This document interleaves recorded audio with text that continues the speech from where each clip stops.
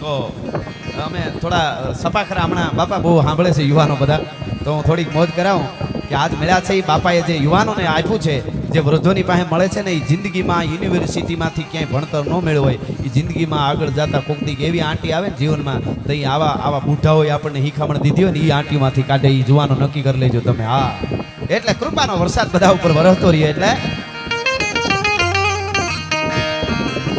ચડ્યા નસાટી વાદળના કાળા ધોબળા કંબારે છોકે દસ ગોતો રાતી માથે ઉતર્યા દારાર થાતો જીગોરા મોરલા માથે વાહરી મંડાણી જડી હેક ધારા મેઘ રાજા મંડાણા.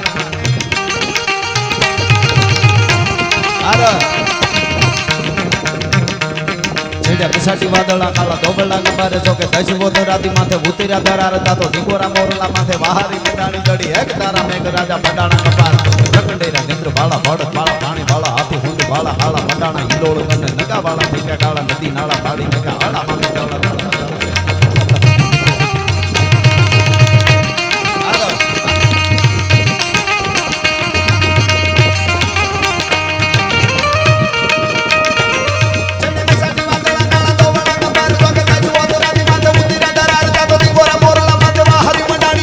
ધારા મેઘ રાજા એક ધારા મેઘ હાડો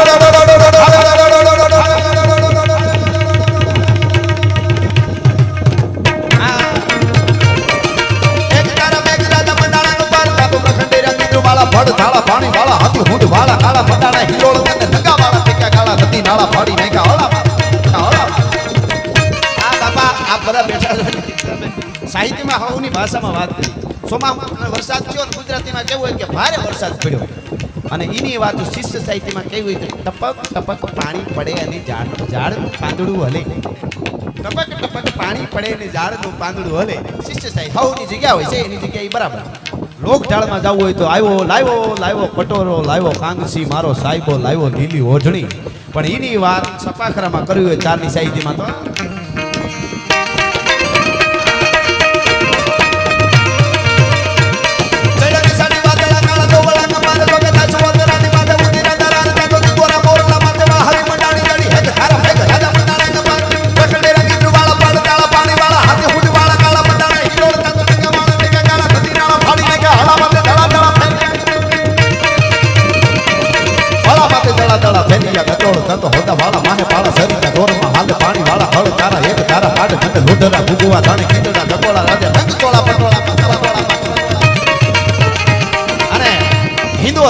મહારાણો પ્રતાપ આપણા ભારતને બચાવવા, હિન્દુસ્તાનને બચાવવા યુદ્ધના મેદાનમાં ઉતર્યો છે. અકબર સમંદર થાહ એમાં ડૂબાણી સારી ધણી, પણ મેવાડો તીડ માહ અમાણો પોયણ રાણો પ્રતાપ. અકબર ભોરિંગ અવથડ શેડવો દિયે સિકોટા, એને કરે હાડો કરમાળ અને પકડે રાણો પ્રતાપ. અકબર ખેર અંગાર જેની જાળે પ્રજળે જગત, પણ માથે મેઘ મલ્હાર અમારો પાછટ રાણો પ્રતાપ છે. આજ બાપા બેઠા એટલે અમુક વાતો હું કહી દઉં. હવે મેં આખું ખૂબ વાંચ્યું, ખૂબ જાણ્યું. કીર્તિનભાઈ આપણે શોખ હોય ને તો દિલ્હી સલ્તનત જે કાંઈ અકબર હું આપણે જો મેં પહેલેથી ચોખવટ કરી દીધી. આપણે કોઈ જ્ઞાતિ ત્યારે વાંધો નથી, બધાય હરખા, બધાયને માન આપવાના સંસ્કાર આપણી સનાતન ધર્મએ આપણને આપ્યા છે. પણ જે નથી બાબર હુમાયુન અકબર સીધું ભણાવો ધ ગ્રેટ અકબર. હું તો અહીંયા દરેક હિન્દુ તરીકે ગૌરવ લેતા હોય ને તો કહું છું, પણ ક્ષત્રિયોને ખાસ કહું છું, અજીબો શાન શહેનશાહ ગીત કોઈ દી વગાડતા જ નહીં. લગ્નમાં તમને પાપ લાગશે. ચિત્તોડના સાકાને એકવાર વાંચજો, એમણે શું કર્યું છે. વધારે મારે સમય નથી એટલે ને કરું, એનો દાખલો આપો તમે આનું શું કામે. પણ એક વાત કહી દઉં, લાલ કિલ્લો અને કુતુબ મિનાર અને તાજમહેલ એ આપણું ભારતની ધરોહર છે, ગૌરવ છે. બહુ આપણે ગૌરવ લઈ શકીએ. સાચી વાત છે, હોવું જ જોઈએ. અને એ હાથ અજબામાં બધું આવતું હોય, સારી વાત છે. પણ બાપા એકલા રાણા કુંભાઈએ 32 દુર્ગ બનાવ્યા હતા, 32 કિલ્લા બનાવ્યા હતા. કોઈ શાસકે દુનિયામાં બનાવ્યા હોય તો કહેજો મને. 32 દુર્ગ ઈ કોઈને ખબર નથી. ઠેઠ બપ્પા રાવલથી રાણા રાજસિંહ સુધી 1000 વર્ષ સુધી સંતન, મેં કીધું 550 વર્ષ તો રક્ષણ કર્યું ભારતનું, પણ 1000 વર્ષ સુધી કોઈની આધીનતા નથી સ્વીકારી એ રાજપૂતોએ. અને દરેકને હારે લઈ જેને જરૂર પડે ત્યારે અડધી રાતે ઊભું રહેવાનું, એનું નામ રાજપૂત. રાતના 1:30 વાગે દીકરી બજારમાં એકલી આવતી હોય અને કોઈ પૂછે કે ત્યારે ન નીકળાય બેટા, જમાનો ખરાબ છે, તો કે અમારા ગામમાં એક ઘર રાજપૂતનું છે, કોની તાકાત છે કે અમારા હામી ઊંચી આંખ કરીને જોઈ શકે. એ જીવન છે. ધધકતા લોહી જેને ધરતીમાંના ખોળામાં રેડ્યા છે. ટૂંકમાં ઈ મહારાણા પ્રતાપને એટલે મારે કોઈ યારે વિરોધ, પણ એક છે અકબર બાબર, હુમાયુન, અકબર જે મહાન છે એમાં થોડા અમારાને રહેવા દો તો સારું છે, કારણ કે અમે વાંચી જ ગઈ છે. અને મેં હમણાં હું 3-4 મહિનાથી આ વાત કરું છું. અને હલ્દીના મેદાનમાં એક બોર્ડ હતું, મહારાણા પ્રતાપની 1576માં હાર થઈ એવું એક પાટિયું લગાડેલું હતું, એમાં બોર્ડ એ બોર્ડ હમણાં ફરી ગયો, આજ તકમાં આવ્યું. મેં કીધું આપણે બોલીએ એની ધીરે ધીરે અસર તો થાય, એ સારું કહેવાય હો. હા, હજી મારે નાથ દ્વારામાં મેં એક વાત કરી છે, તમે કહેતા રહેજો. હા, એમ નાથ દ્વારા તો શ્રીનાથજી આપણો બાપ કહેવાય. એક વાત લઈ લો, પછી પાછા અમે બે ભાઈ તમે કરશું. નાથ દ્વારામાં ભગવાન કૃષ્ણ કન્યો ધર્મ માટે કેટલું થયું છે એ મારે કેવું છે. ધર્મ માટે જેટલા પૈસા, તન મન ધન, અને ધર્મ અને રાષ્ટ્ર એ બધું એક જ છે.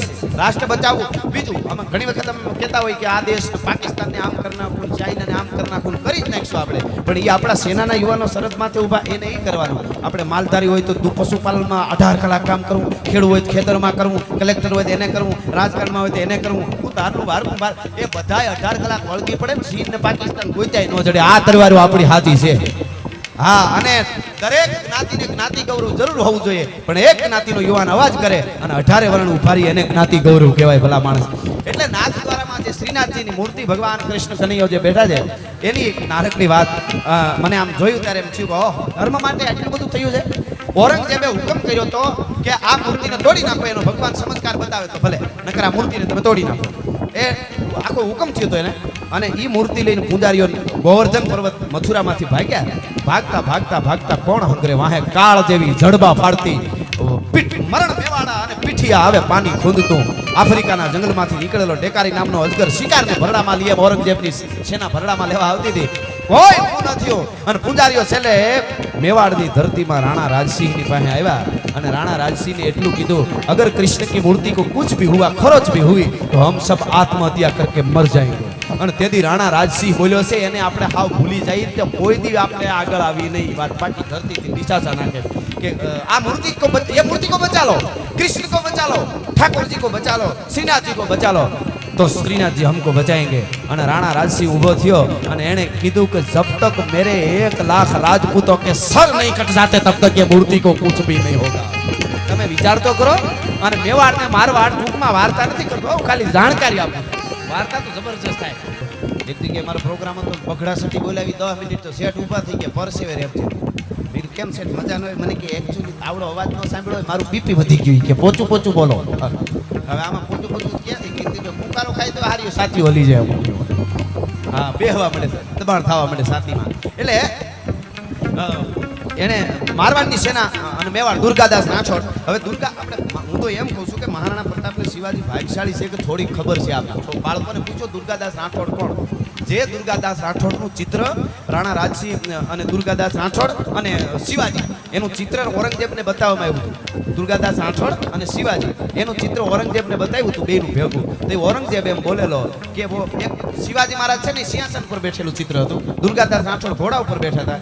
બે ચિત્ર જ્યારે જોયા ત્યારે ઔરંગઝેબે કીધું હતું જો સિंहासन पर बैठा है उसको तो मैं जैसे वैसे करके संभाल लूंगा, मगर जो घोड़े पे बैठा है इसने मेरी नींद हराम कर दी है. દુર્ગાદાસ રાઠોડ ઈ જ્યારે અજીતને બચાવવા માટે દિલ્હીથી નીકળ્યા ત્યારે 500 પરિવાર. હવે કોઈને લાગે કે તમે ઇતિહાસનો જૂની હું લઈને બેઠા છો તો અમારે મૂળ આગળ વધવું નથી, કહી દઈશ. અમારે 21મી સદીમાં જવું જ નથી, પણ અમારે આ જોઈએ છે.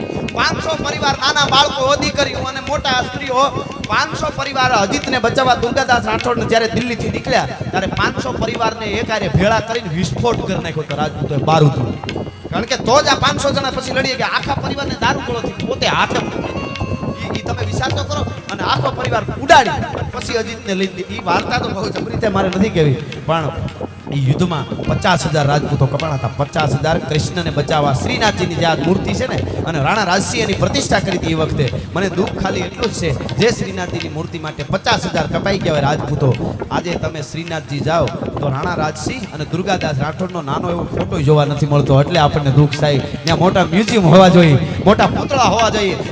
દુનિયાના માનવીઓ, જે જગતના બાપને તમે પગે લાગવા જાવ છો, કૃષ્ણને પગે લાગવા જાવ છો, શ્રીનાથજીને પગે લાગવા જાવ છો, એના માટે આ દુર્ગાદાસ રાઠોડ અને રાણા રાજસિંહના 50,000 રાજપૂત કપાઈ ગયા છે.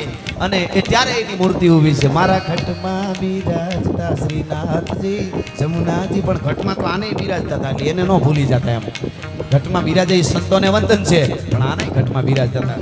એટલે મહારાણા પ્રતાપ યુદ્ધના મેદાનમાં ઉતર્યો.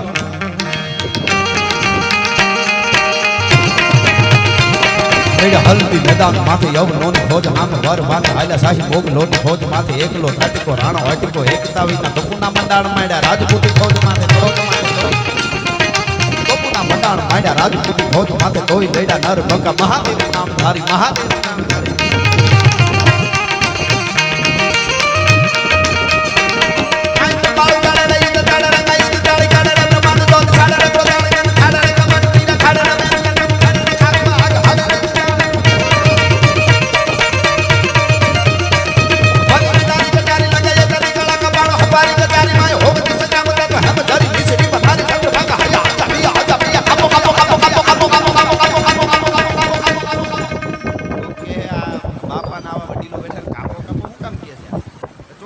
પાકિસ્તાન ને કાપો કાપો કાપો કાપો કાપો કાપો કાપો કાપો કાપો હવે એને કાપવા માટે મેં જે આગળ વાત કરી એ બધાની એક થઈને ઈ આપણે ખાવો ને જે હોય છે ઈ આપણે કરવું પડે તો હવે કોણ તો ઈ હવે પૂછડા ભીડે ઓલી બાજુ તો વાંદરા કરી ગયા હવે તાલિબાનીઓને ઈ ખબર નથી કે અમેરિકાના પ્લેનના પાંખિયામાં હિંચકામાંથી હિંચકાઈ નહીં એને ઉડાડવાનું હોય ઈ જ એને ખબર નથી બોલો અને ઈ દુનિયા જીતવા નીકળ્યા બોલો પણ ખેર આપણી વર્ડ નથી એટલે આપણે પાકિસ્તાનને કાંઈ નથી કરતા ઘણા કે ઉડાડી દેવું છે પણ વર્ડ વગર કોઈથી ધીંગાણા ન હોય કોકની ગીરમાં આવો ડાલામાં તો હાવજ આપણે હામો વયો આવતો હોય અને આપણે હામાં હાલ્યા જાય દેખારો નહીં કરવાનો ધીમા ધીમા ધીમા ધીમા વયા જાય અને આવતો હોય પંજા નાખતો આવ્યો સિંહ ડાલામાં તો કાળ જાળ દાડાળો આવ્યો દેતો ડુંગરા ધણક અને હાથિયા મુગરા ઢૂંઢ હાલિયા પ્રતિરે માથે લાગિયા કેતારા કેતા કરેના બાણા બહુ નેટાળો મતી ગોત બાળો કોપ બાળો ડાળે નસા મોટ ડાળો કરતો હુકાર એ હાવજ આવતો હોય અને આપણે આમ હાલ્યા જાય ધીરા ધીરા કોઈ પ્રકારના ખોટા દેખારા કર્યા વગર તો એ હાવજ આમ જોવે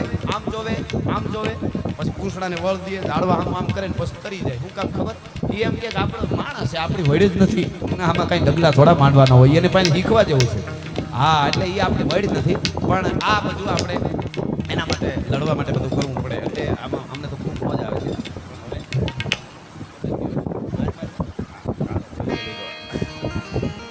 હાંધા તોડિયા પાંદરા વાળા હાંક લેથી બાગ જૂટા પાંગ બોલે ગામ ગામ દિયા હાક બાગ ગાને જૂટા દી જમો ઝાલા બચતા પેના ગાને જૂટા ગાને માન પેના બુટા જમ ઝાલા ભાળા બેગ વાળા ભલે કાળા બેર જગા બાડ વાળા ભેગા કાળા ગગતાળા પૂર ખાન ખોદાળા ઉડેલા માહે વાદળાના નોર ખાડ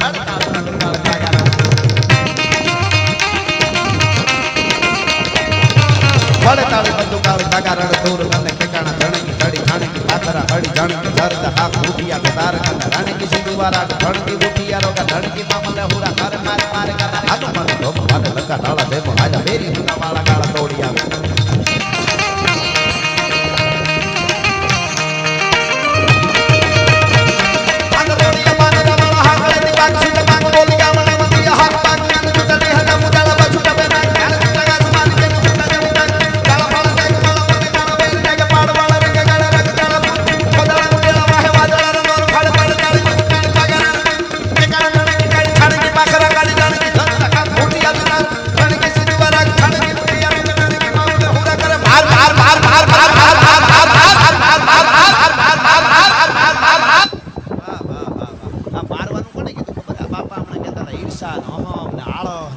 એને બધાને મારવાનું છે એટલે એ બધું મરી જાય ને એટલે તો આપણે જીવી જાય એવું છે આ ઘણું બધું છે પણ આપણે સમય પ્રમાણે